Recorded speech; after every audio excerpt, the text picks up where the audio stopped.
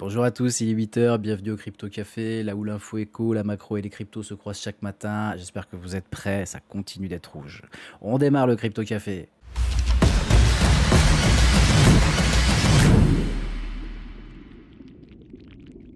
Allez, comme d'habitude, on attaque avec le Fear and Greed Index qui est à 11 ce matin. Le plus bas niveau, c'était en novembre, on était tombé à 10, en tout cas pour l'année qui est l'année dernière et l'année en cours.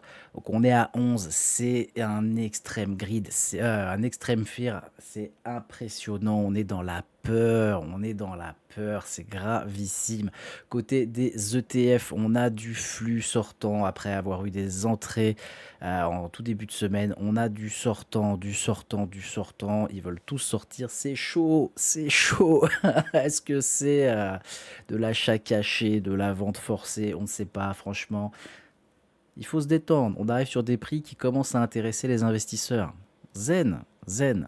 Bitcoin dominance qui est à 58,5%, ça baisse un petit peu. Ethereum à 10,5% et les autres 31,1%. Il y a un regain pour les alts, donc c'est très intéressant. On va aller regarder tout de suite les prix du marché des cryptos. Et ce matin, on a un Bitcoin à 70 500 dollars. On a perdu 7%.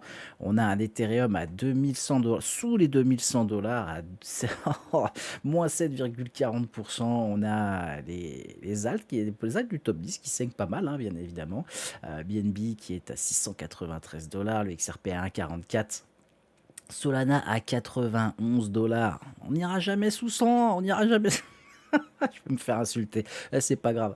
Allez, on a quoi? On a quoi? On a Cardano qui prend un petit moins 5%. Dodge aussi, un crypto clébard, mais on s'en fout un peu, c'est pas grave. Bitcoin Cash qui résiste très très bien à la chute, seulement moins 1,5%. Hyper liquide, il s'en tape. Voilà, hyper liquide, hype, il s'en tape, il est à 33,71 $. Je trouve qu'il a une excellente résilience et dans les coins du top 20, c'est peut-être un des rares qui a vraiment une excellente résilience. Donc, je vous en avais parlé, je vous en ai parlé plusieurs fois. Surveillez-le. Surveillez-le parce que je pense qu'on peut avoir de belles surprises avec lui. On a XMR qui perd 8,5%. On est à 354 dollars. Tranquille. Zen, ça va le faire. On a Chainlink qui est toujours sous les 10 dollars. On a perdu 5%. Écoutez, ça saigne fort. La Zcash qui perd 12,5% après ce giga up qui nous avait fait en fin d'année octobre. Franchement, bon, bah là, voilà, ça picote. Ça picote fort pour lui. Suis, mon ami qui va passer peut-être sous le dollar symbolique. Ça me fait un petit peu mal, mais bon, ouais, c'est comme ça. Il faut pas mettre trop de sentiments là-dedans parce que sinon ça va vous piquer très très fortement. Qu'est-ce qu'on a de plus qui est intéressant? On a le CRO qui commence à stabiliser, je trouve, niveau graphique. Donc pareil à surveiller. Vous savez que j'en ai un petit peu en portefeuille aussi, donc bon, je le surveille quand même assez activement. Et si on revient chercher un poil plus bas, il est possible, attention, je mets bien des si, il est possible que j'en rachète également. Il peut m'intéresser. Sinon, on a quoi d'autre? On a Polkadot. Ah, Polkadot. Il me fatigue ce coin. Il me fatigue. Le manque d'intérêt pour ce coin, pour la technologie qui est derrière, je trouve ça vraiment triste.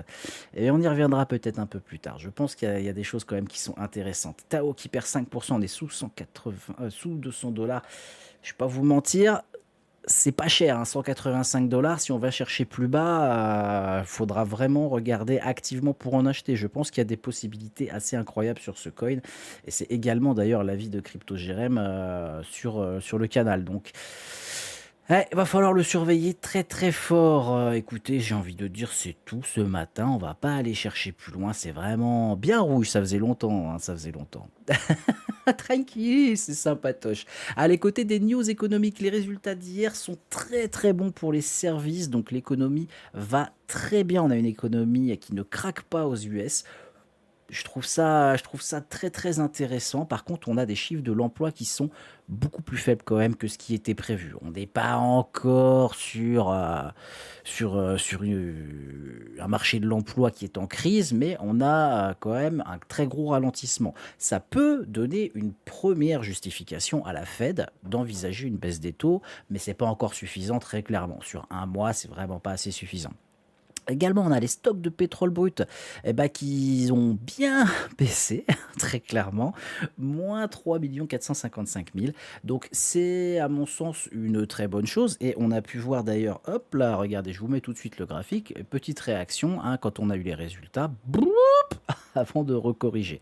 Donc on a eu quand même une très belle réaction, on est passé, de, 63, 26 à, 65, 50, hein, pour, l'US Oil, forcément, j'ai envie de vous dire, c'est très intéressant. Quand vous avez ce genre d'annonce, ça fait réagir les cours. C'est toujours génial.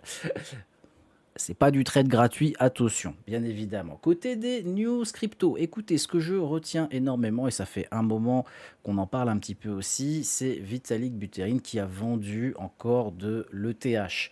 Forcément, ça soumet à quelques questions quand le big boss d'Ethereum vend son propre coin.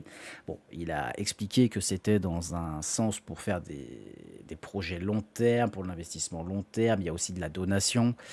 Vitalik qui est un peu, comment dire, on va dire qu'il est un peu perché sur les bords, très clairement, hein. Il suffit de regarder un peu comment il se comporte, mais ça reste un génie tout de même. Donc, il faut surveiller ses mouvements, il faut voir ce qu'il fait. Il faut pas le voir, il faut pas voir cette vente comme du grand n'importe quoi, mais il a également parlé très récemment de tout ce qui était l'utilité des Layer 2 pour la Ethereum, etc.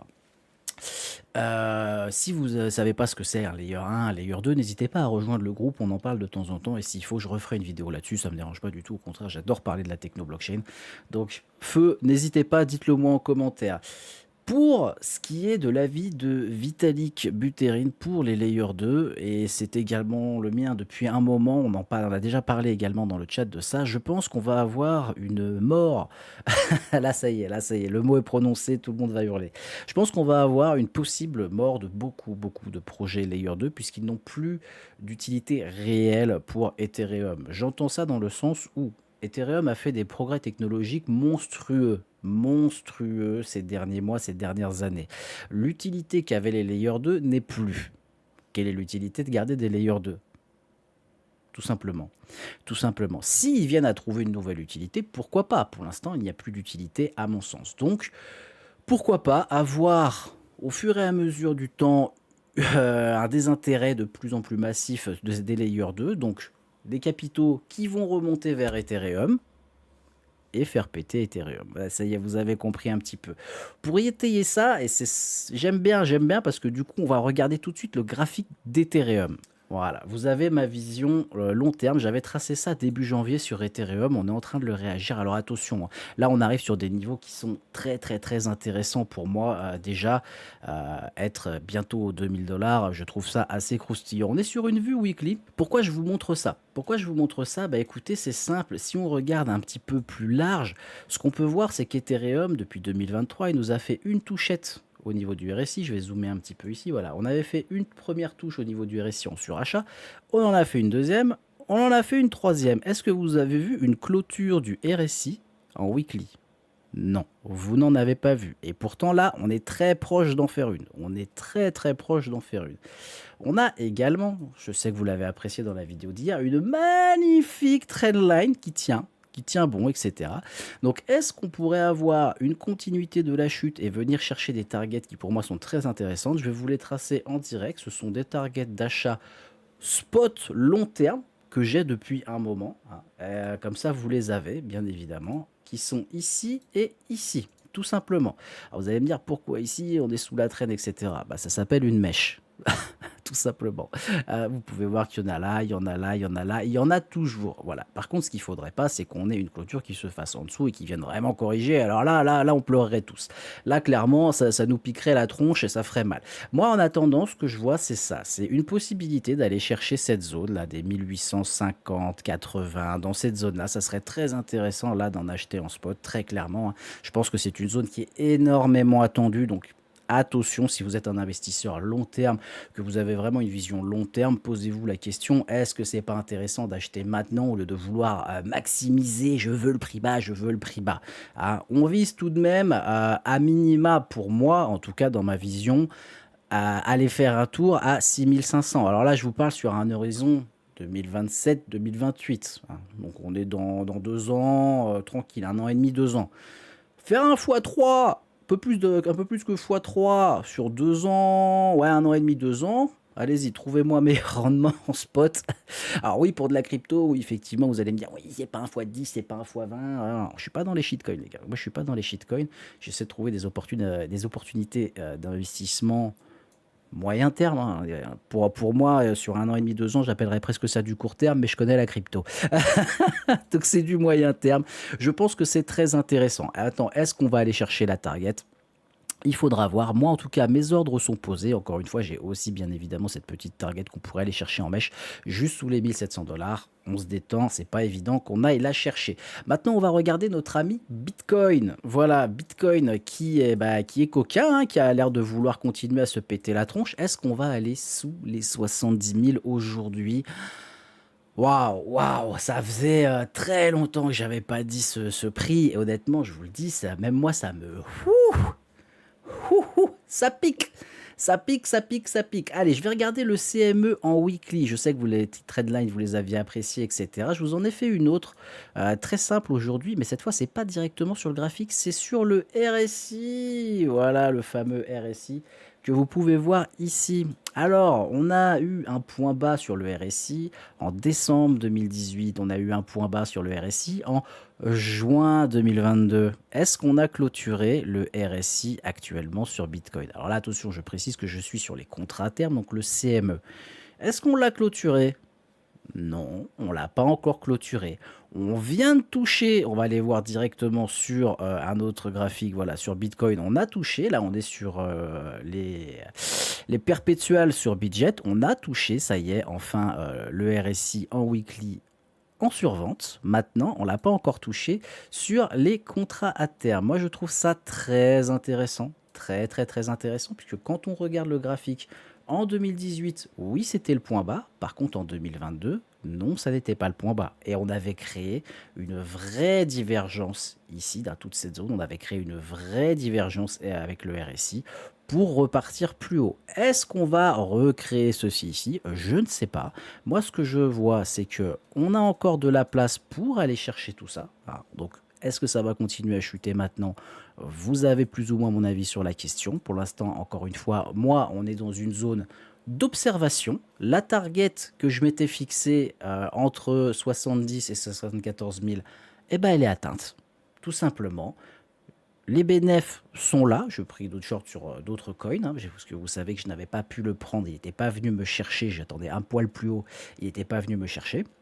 Maintenant, j'attends. La zone a été atteinte. J'attends d'avoir une réaction. J'attends d'avoir d'autres informations.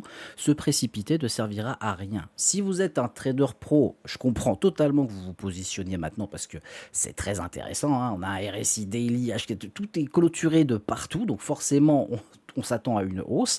Maintenant, dans ma vision de la chose, je préfère attendre des confirmations, être plus zen. Ça ne sert à rien de se précipiter. Le marché sera toujours là demain et on ne sait actuellement pas exactement où il va aller. Allez, c'est tout pour moi ce matin. Je vous souhaite à toutes et à tous une excellente journée. Profitez bien, on est jeudi. Ça va le faire. C'est rouge, mais ça va le faire. La bise!